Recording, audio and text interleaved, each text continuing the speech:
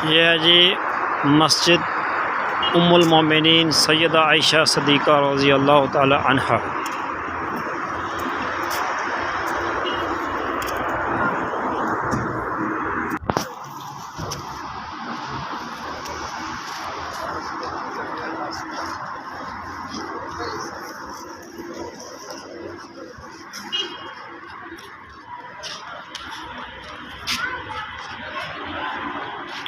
ये मस्जिद सैयदा आयशा सदीक़ा रज़ी अल्लाह ताला अन्हा है।